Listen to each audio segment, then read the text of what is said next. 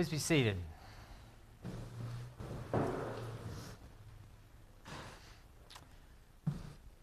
Merry Christmas. Merry Christmas. Yes, in case you didn't know, it technically is still Christmas. We're only halfway through the 12 feast days of Christmas, so maybe you've been feasting for 6 days. Does it feel like it yet? Probably. Well, you have my personal permission to feast for 6 more, and then we'll start the whole thing over again in January. I think for us, maybe we gather here, we sing these hymns, and we talk about Christmas, and we can feel it. But for some of us, in some ways, Christmas already seems like a bit of a distant memory, doesn't it? Like it happened so long ago. Because after all of the weeks of build-up and all the craziness of Christmas, and the shopping and the presents and the parties and family and friends and company and travel here and there, I know a lot of people are just kind of ready for Christmas to basically just be over at this point.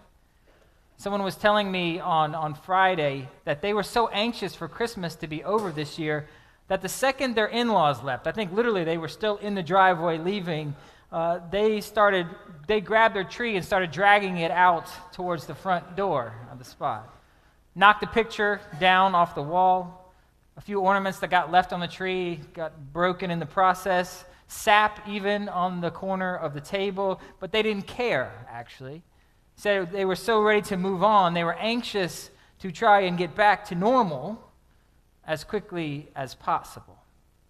But that's how Christmas is, right? It's kind of a crazy time, unfortunately. But despite all of that, in some ways, I wish Christmas would last just a little bit longer. Not because of the presents. We give Easter 7 weeks, right? Pentecost goes on forever, 3 times that much. Even Lent and Advent get 6 and 4 Sundays apiece. But Christmas only gets 12 very short days. And really, because of the shortness of our cultural attention span and the rise of New Year's Eve as a party unto itself and a significant holiday, Christmas barely even gets a week of our attention before it gets lost in the shovel of that whole getting back to normal thing. Go back to school, go back to work, bills to pay from excessive Christmas shopping, right? And all of the rest of our normal day-to-day stuff. But the thing about Christmas is, after it is over, we can't just go back to normal. Really, Christmas, it isn't just a holiday or a festival or even a season, actually. Christmas really is a way of life for us. And what I mean by that is Christmas witnesses to a reality that permeates through our entire lives. Christmas isn't over when we reach Epiphany and the magi show up with their gifts. I mean, technically, yes, the season might have passed at that point, but that message of Christmas, the hope and the life it promises us, well, that's just beginning. And really, as I said today, and I heard the hymns, and I read through the wonderful Christmas story that we've heard on Christmas Eve and again this morning, but when we got to that gospel text about John, really, in my mind at least, there could be no better passage to remind us of the ongoing significance of Christmas than that reading from John's gospel called the prologue. Now, why would that be? Well, because in John's words, he invites us to contemplate something we're not used to, a non-sentimental Christmas, actually. But then a Christmas that fills us with hope and joy for the whole year, and not just for a very few crazy weeks. Now, this is often called John's Christmas story, but maybe you notice that John's Christmas story, it doesn't have anything to say about angels, no shepherds make an appearance. John doesn't seem to know much about or care much about young mother or the magi in some place. Really, John's story is actually hardly about the birth of Jesus at all. I mean, he does mention it, but instead, John wants us to focus on the difference that birth of Jesus actually makes for our lives. Now, let me explain what I mean by that. Now, there are, on the whole, only 2 crucial lines that deal with Jesus' birth, what we often call the incarnation in John's prologue. The The first is famous. You know it. It's the beginning.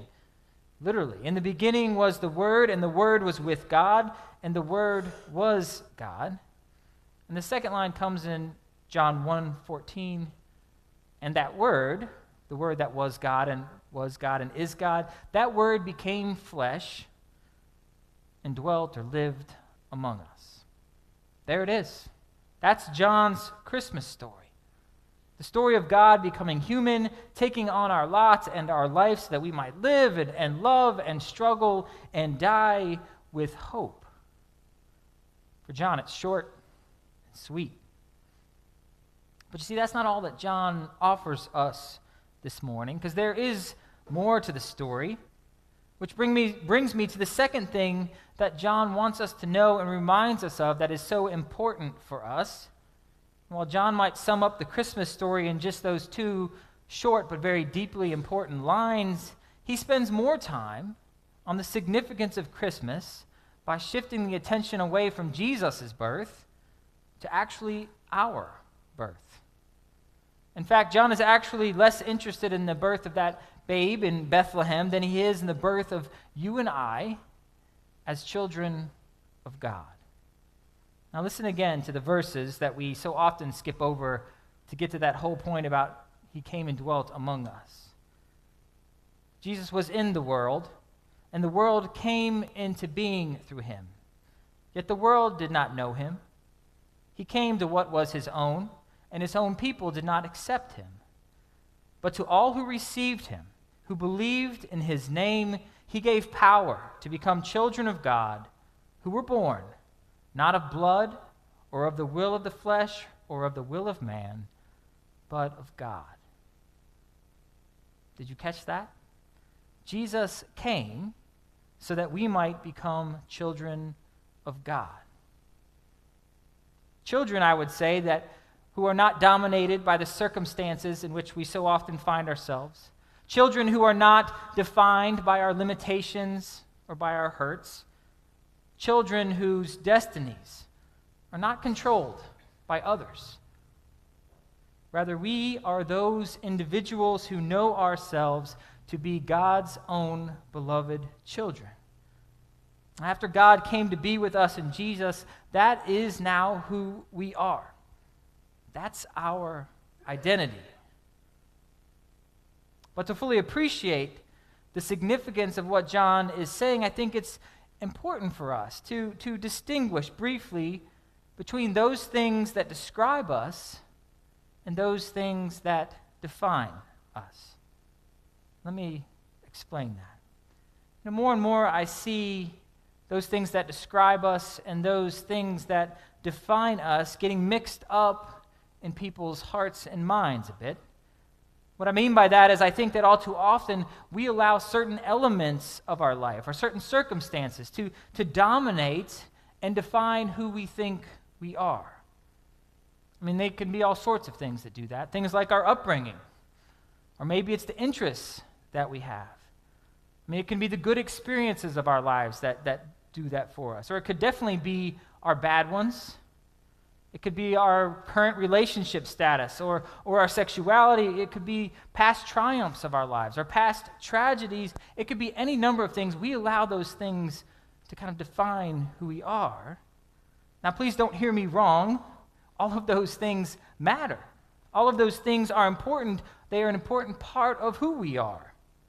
And they are what I would call descriptively true of us. But all too often, we allow those to not just describe a part of our life, but to define us fully and then completely.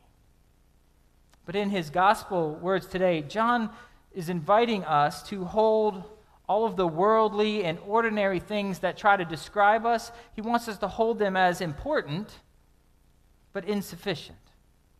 Hold them as valuable, but then partial. Hold them as meaningful, but yet not definitive of us. What is definitive, John says, and therefore more important than all of the good or the bad things that we carry with us through our lives, is that God has called us to be God's own children. individuals of utmost worth in God's eyes who deserve love and respect, and who are used by God to care for God's world. And I hope that you can see that, but more importantly, I hope that you can believe it. That Jesus came and was born. He lived and he died, and he was raised again, not simply to pay some obscure penalty for sin, but rather to remind us and even convince us that God loves us more than anything and has made us his children purely because he wants to. And nothing we do or don't do can ever change that. And that right there, that is the good news of Christmas.